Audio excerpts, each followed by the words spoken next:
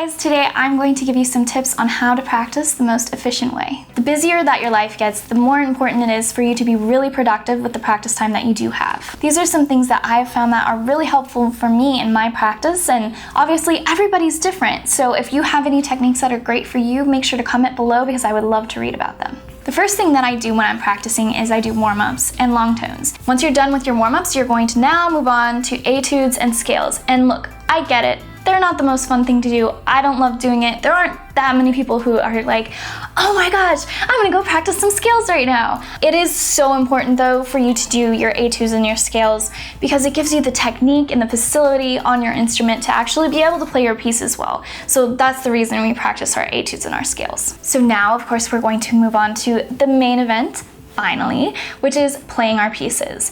And for me, the biggest thing when I'm learning a piece is I like to set goals for myself. And the way that I set a goal for myself is I figure out, when do I want to learn a piece by? So let's say I'm starting a new piece, I want to have it done in 2 weeks. So then I analyze the piece and I figure out, okay, so this little section right here is really difficult and it's going to take me about 2 days to learn this little tiny section.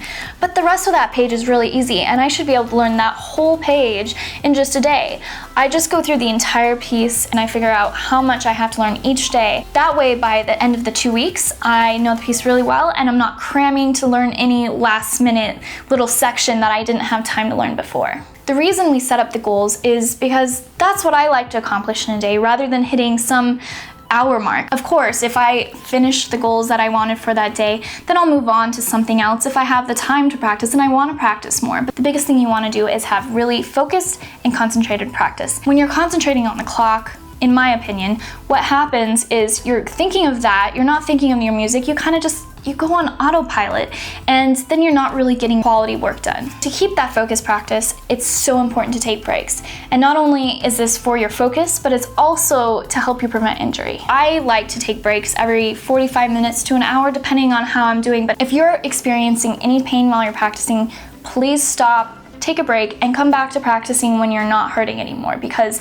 you can develop really, really awful injuries and you won't be able to play at all. The last thing that I think is so important to do in every practice session is to do something that is fun and something that is for you. That it's not just a piece that you have to learn or some etudes, but it's something that you really enjoy. That is the reason that you're doing music, is because you love music and you enjoy playing music and you want to keep that fun in your practice every single day. You can do so many different things. It could be improvising on a pop song or on a classical piece, or maybe it's playing a duet with a friend, but whatever it is, do something that you really love doing every single day. For more videos like this one, make sure to subscribe to my channel, or you can go to my Instagram or my website at ginaluciani.com.